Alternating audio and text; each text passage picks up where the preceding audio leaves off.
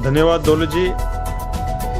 मैं बचन सिंह राणा अखिल भारतीय क्षत्रिय महासभा की तरफ से सभी को लॉकडाउन में शुभकामनाएं और लॉकडाउन का पालन किया है उसके लिए भी हार्दिक शुभकामनाएं देता हूं। बाकी आपने पूछा है कि लॉकडाउन बढ़ने के चांसेस, तो मैं ये कहना चाहता हूं कि जो हमारी 9 मई को महाराणा प्रताप जयंती पर जो पूरे प्रदेश की जो हमारी पूरे प्रदेशों की टीम जुटी हुई थी, तो उसमें कॉन्फ्रेंस के द्वारा हमें कुछ स्थिति जानने को मिली है, जिसमें से ज़्यादातर मैं समझता हूं कि इस वक्त जो सुनने को मिला कि जो पर्टिकुलर प्रदेशों के मुख्यमंत्री हैं, फ़िलहाल उन्हीं से ही ज़्यादा लॉकडाउन के बारे में समझना ज़रूरी है, क्योंकि वही शासन और वहाँ का प्रशासन देख रहे हैं।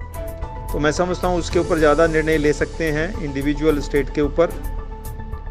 दूसरा आपने पूछा है कि लॉकडाउन के बाद जो कंपनियां खुलेंगी उसमें मज़दूरों को कैसे लाया जाए, किस तरह से काम होगा। देश की अर्थव्यवस्था बड़ी चरमराई हुई है, तो निश्चित तौर पर पूरा वर्ल्ड बंद था।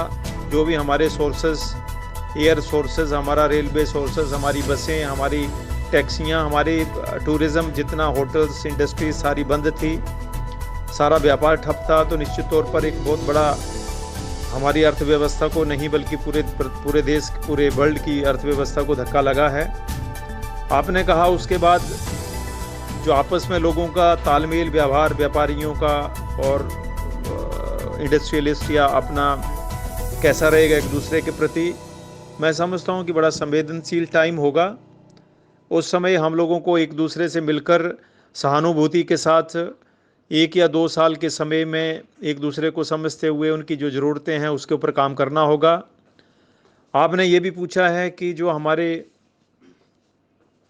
ये जो अपने लेबर वर्ग के लोग हैं, इनके जो संगठनों के लोग रहते हैं, इनके जो यूनियन के लोग रहते हैं, उनका भी कंपनियों के ऊपर ज़्यादा प्रेशर हो सकता है। तो मैं समझता हूँ कि ये एक दूसरे को आपस में एक समझने वाली बात होगी, क्योंकि जब कंपनी खुलेगी तो निश्चित तौर पर कंपनी लॉक में है, कंपनी लॉस में है, और समय एक अपने आप में चैलेंज है कि जॉब कैसे दिया जाए। भारत सरकार के ऊपर बहुत बड़ा एक दबाव होगा, हिंदुस्तान के ऊपर दबाव होगा। तो इसमें मैं समझता हूँ जो अभी गाइडलाइन निकली हैं सेंट्रल गवर्नमेंट की, उसके ऊपर अगर काम किया जाए 2 या 3 साल तक, ज़्यादा हरासमेंट नहीं किया जाए इंडस्ट्रियलिस्ट या जो काम कर रहे हैं निजी, तो उनको थोड़ी छूट दी जाए और उनको भी अपने जो उनके सबॉर्डिनेट काम कर रहे हैं, उनकी जो कंपनी में जो वर्कर या जो भी उनके लोग काम करने आते हैं, उनके साथ थोड़ा सा मानवता का व्यवहार करें। और लेबर वर्ग जो काम कर रहा है उसको भी ये सोचना है कि ज़्यादातर वो इधर उधर किसी के बहकावे में ना आएँ, अपना काम करें और मेहनत करें, अपनी मेहनत का खाएं और मेहनत पर भरोसा रखें, क्योंकि हिंदुस्तान मेहनत कश देश है, हमारा किसानों का देश है ये। इसमें हमें मेहनत करना चाहिए। मेरा ये एक संदेश है सभी को कि मेहनत करिए। लॉकडाउन के बाद खुलेगा, आप लॉकडाउन के नियमों का पालन करिए, जहाँ भी काम करते हैं ईमानदारी से काम करिए, और सभी को एक दूसरे के साथ तालमेल बनाने की ज़रूरत है। बाकी आपने पूछा है कि पत्रकारों के ऊपर अटैक हो रहा है हमारे देश में, तो मैं आपको ये कह देना चाहता हूँ कि हमारे देश की जो लोकतंत्र है प्रक्रिया, वो पहले से ही कुछ कमज़ोर है। हालांकि बहुत बड़ा ये डेमोक्रेटिक कंट्री है, वर्ल्ड का एक बहुत विशाल डेमोक्रेटिक कंट्री माना जाता है, पर इसमें कुछ ऐसी चीज़ें हैं पहले से ही, जैसे अपने घर में ही आपको इतने लोग पाल देने हैं और उन लोगों को अलग धर्मों को अलग हर चीज़ को ले जाते हुए अपने आप को सेकुलर बोलना और एक आंतरिक युद्ध की जैसे स्थिति बनाए रखना, तो कहीं ना कहीं ये अपने देश के लिए बिल्कुल ठीक नहीं है। तो जैसे पत्रकारों के ऊपर अटैक हो रहा है, ये मीडिया जो है लोकतंत्र का चौथा स्तंभ है। मैं पहले से कह रहा हूँ, 9 या 10 साल से लगातार हम यही कोशिश कर रहे हैं। हमारे संगठन अखिल भारतीय क्षत्रिय महासभा, हिंदू रक्षा सेना, हम लोग सभी मिलकर यही कोशिश कर रहे हैं कि जो हमारे देश में एक देश एक कानून हो। दूसरा, जो जनसंख्या नियंत्रण का मुद्दा हमारा इतने जोर पर चला हुआ है कि हमें पता है कि इसके परिणाम क्या हैं। क्योंकि देखिए, अगर हिंदुस्तान वाले, हम लोग बाहर वालों को तंग नहीं करते, हम बाहर वाले मुल्कों को कुछ भी उनके अंदरूनी मामले में कभी हिंदुस्तान हस्तक्षेप नहीं करता, तो हिंदुस्तान दूसरे मुल्कों का क्यों हस्तक्षेप सहन करेगा? वो हमारा घर चलाएंगे या अपना घर हम लोग खुद चलाएंगे? Number one.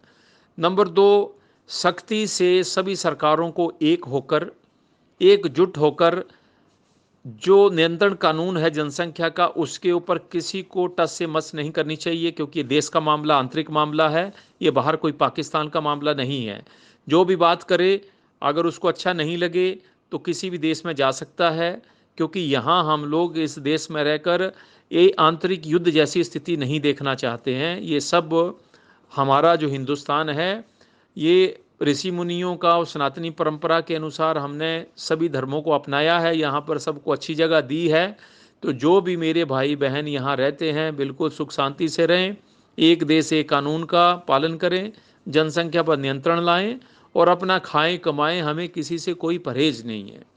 बाकी आपने पूछा है कि ये कोरोना वायरस का वैक्सीन, अभी तक कोई कोरोना वायरस का वैक्सीन मेरी समझ में नहीं आया, क्योंकि मेरे घर में भी 2 डॉक्टर हैं, दिन रात काम कर रहे हैं, तो मेरा संपर्क दिन रात है। मुझे कोई ऐसी खबर नहीं मिली कि कोविड-19 का कोई इफेक्टिव ट्रीटमेंट अभी है।